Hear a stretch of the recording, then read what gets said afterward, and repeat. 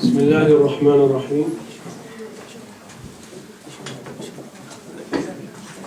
الحمد لله رب العالمين. صلى الله على سيدنا محمد وعلى آله وصحبه أجمعين. رب اشرح لي صدري ويسر لي أمري واحلل عقدة من لساني يفقهوا قولي وبعد. يقول الله عز وجل: أعوذ بالله من الشيطان الرجيم. بسم الله الرحمن الرحيم. لعمرك إنهم لفي سكرتهم يعمهون. Allah subhanahu wa ta'ala, He swears بحياة النبي صلى الله عليه وسلم. Allah subhanahu wa ta'ala in the Quran, the only human being, the only person that He swears by is the Prophet sallallahu alaihi wasallam. And this month of Rabi' al-Awwal, the month when the Prophet sallallahu alaihi wasallam came into this world, and Allah subhanahu wa ta'ala gave us the gift that is Muhammed sallallahu alaihi wasallam, who said about himself, Ana rahmatul muhda. He sallallahu alaihi wasallam said, I am a gift, I am mercy that has been given as a gift. We have a chance to begin to look at what does that gift mean to us. What is the gift of Muhammad sallallahu alaihi wasallam to us? He sallallahu alaihi wasallam is rahmatan lil alamin.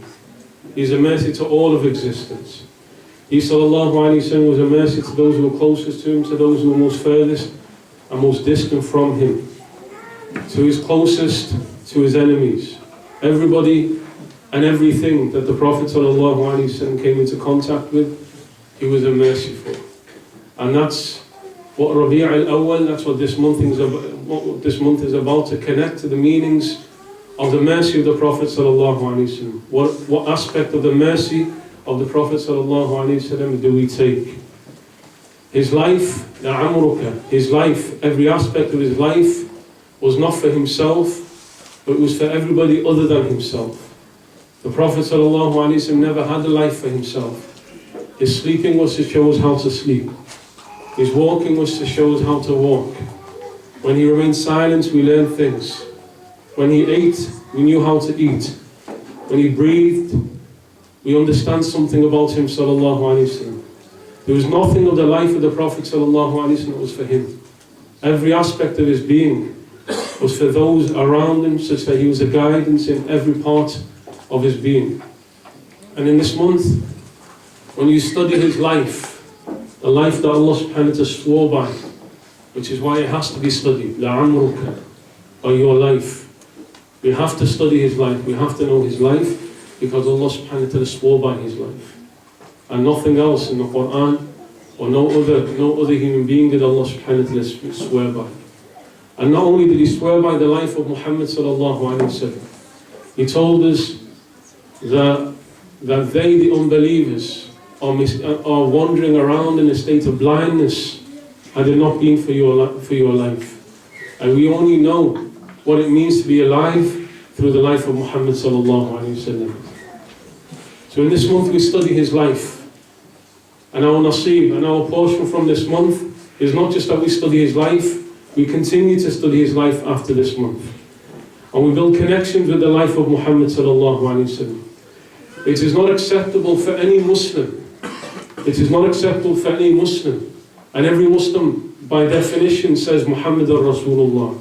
Whether he says it on his tongue or whether it beats in his heart, Muhammad Rasulullah is what defines every single Muslim. Not just La ilaha illallah, but Muhammad Rasulullah is what defines every single Muslim. So it's not acceptable if what defines you is Muhammad Rasulullah, you don't know Muhammad Rasulullah. It's not acceptable. And Allah subhanahu wa ta'ala condemns the kuffar. أَمْ لَمْ يَعْرِفُوا رَسُولَهُمْ فَهُمْ لَهُ مُنْكِرُونَ. Do they not know their messenger, or are they in a state of denial of him? What's unfortunate, if we took a straw poll of any group of Muslims, even for example in this room, you ask them, tell us the Nasab Sharif. Tell us from the Prophet ﷺ back to Sayyidina Adnan, back to Sayyidina Ismail. Give us the line of the Prophet ﷺ. Tell us about his grandparents, tell us about his uncles, his aunties, his children, his sons and his daughters. Tell us everything that there is about the family around the Prophet ﷺ, the home of the Prophet ﷺ. Tell us about, when we speak about the home of the Prophet ﷺ, tell him the home that he came from. The home that he came from. And the home that he sallallahu alaihi wasallam produced. Tell us about that blessed home. The vast majority of Muslims couldn't answer that question.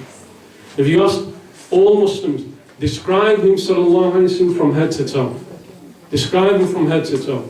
Tell me the shape of his eyes, the colour of his face.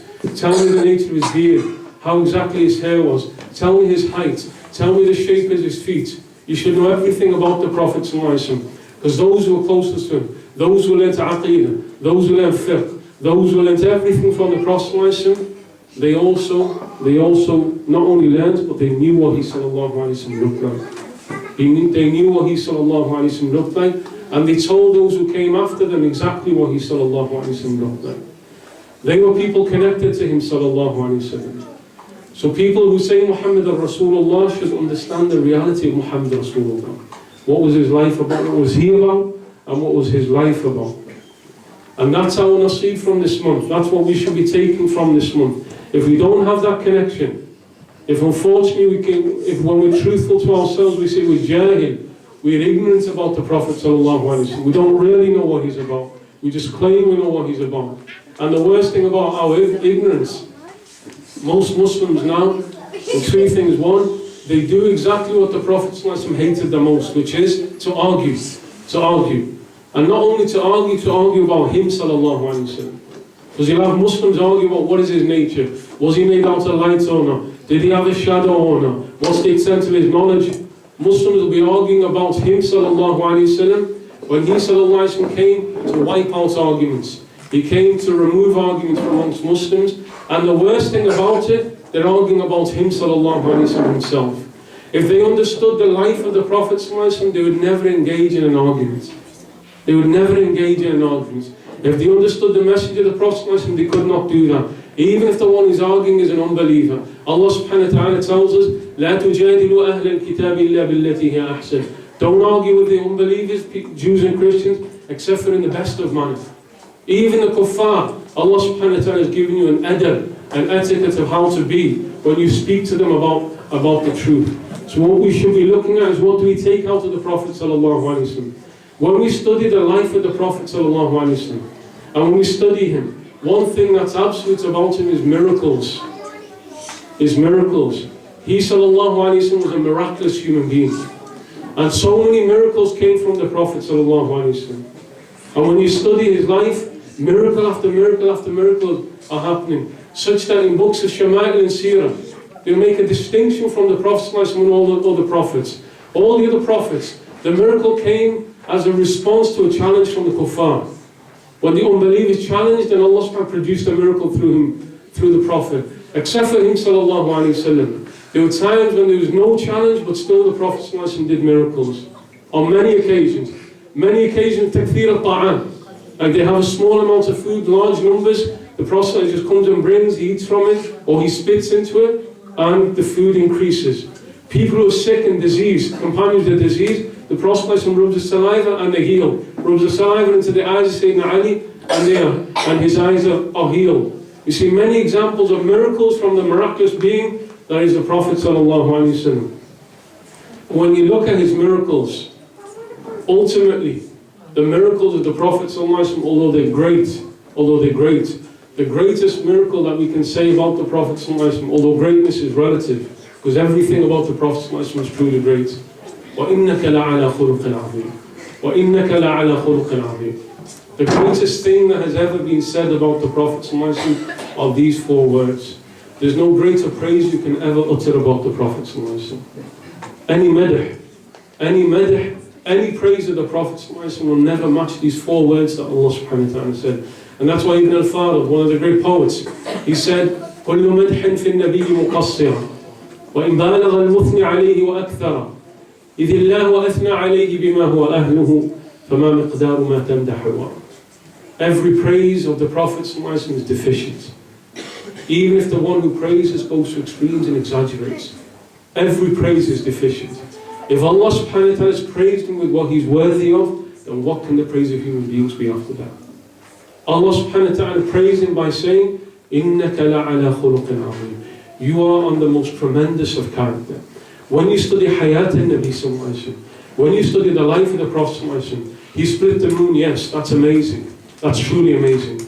He went beyond Sidratul Muntaha, unparalleled.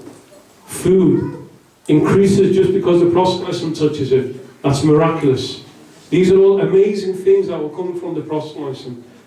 The animal, the gazelle, comes and speaks and testifies to the Prophet ﷺ. The tree comes walking all the way to the Prophet ﷺ and says, Assalamu alayka ya Rasulullah. The dog, the lizard, speaks in the hands of the Prophet ﷺ. The stones in the hands of the Prophet ﷺ doing tasbih, and they heard the tasbih. They heard subhanallah, subhanallah, subhanallah. These are all miraculous events that are happening around the Prophet ﷺ. But nothing matches وَإِنَّكَ لَعَلَى خُلُقٍ عَظِيمٍ. But truly you are on tremendous character. And that statement, because we're looking at about the Prophet ﷺ in the home, that statement summarizes the home of the Prophet ﷺ. And when you're looking at why our kids are crazy, why are our kids out of control and crazy? It's because we are. It's because we are. When we're out of control and crazy, we produce kids who are out of control and crazy. When you look at the perfection of the character of the Prophet and then look at what he produced in his home. What's the produce of his home? It's Sayyidina al-Hassan, it's Sayyidina al-Hussein, it's Sayyidina Fatima. How are you going to get such a perfect household when you yourself are perfect? When you yourself are perfect. وَإِنَّكَ لَعَلَى خُلُقٍ عَظِيمٍ. You can beat your kids, you can tell them off, you can speak to your wife in a harsh tone. The Prophet ﷺ never did any of that. And when you read his seerah, with all of these great miracles, perhaps the greatest things that astounds the mind is how can you be in such a way when everybody knows what it's like to be with the family. Everybody knows what it's like to be with the family. Kids are upsetting you all the time, they annoy you. The wife gets on your nerves, she causes you trouble, and you cause her trouble. To the extent that within one day you're going to be having arguments and complaining about each other all the time. Sayyidina Anas ibn Malik made a defining statement about the household of the Prophet ﷺ. He said, I served the Prophet ﷺ 10 years. I served the Prophet ﷺ 10 years. Not once when he asked somebody to do something who didn't do it did he say to them, why didn't you do it? Or when he told them not to do something, that person did it, why did you do it? Not once did the Prophet ﷺ ever complain against anybody inside of his household. He never told anybody off. He never struck anybody. He never lifted a finger against anybody. That is one of the greatest miracles of the Prophet ﷺ. If you want to look at the Prophet ﷺ in the home, look at yourself in the home. Look at where you reflect yourself in the Prophet ﷺ. And then you can start talking about your family. You can't really, and when you have children around you, and you start telling them off and you start saying, my child should be like this and should be like that, and read the Quran and do a hifz of Quran, and then you ask yourself, what exactly are you doing? What exactly are you doing? You're expecting things from your family that you yourself don't do. But the Prophet ﷺ didn't expect anything, he was, and so therefore they were.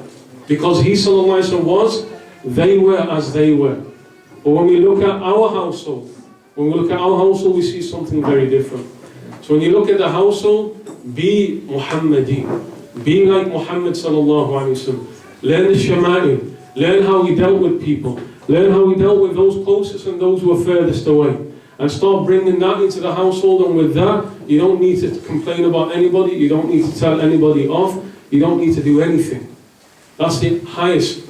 That's the high. And although from virtually everybody, that's a pipe dream is. Because why? Because of the deficiencies within us. Because how far we are from the model that is the Prophet ﷺ, uswa hasana. So that's the first point. The second point is quickly to finish. And this is, we understand this from the Quran. The Prophet in the home was Quran. The Prophet ﷺ in the home was Quran. And Allah subhanahu wa ta'ala, when he speaks about Surah Al-Ahzab has references to the household of the Prophet, particularly Azwaj al-Nabi, particularly the wives of the Prophet ﷺ. And in there Allah subhanahu wa ta'ala tells the wives, وَاذْكُرْنَ مَا يُتْلَى فِي بُيُوتِكُنَّ مِنْ آيَاتِ اللَّهِ وَالْحِكْمَةِ وَاذْكُرْنَ مَا يُتْلَى فِي بُيُوتِكُنَّ مِنْ آيَاتِ اللَّهِ وَالْحِكْمَةِ. And repeat and recite, do dhikr of those verses that are revealed inside of your homes. And the wisdom and the hikmah in the Quran is usually a reference to Sunnah. Wisdom is usually a reference to the Prophet ﷺ.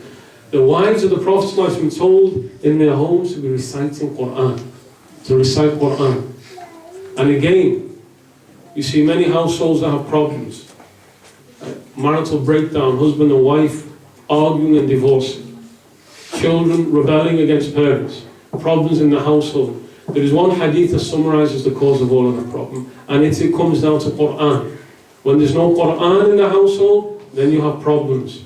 The Prophet ﷺ, he told us, a house in which the Quran is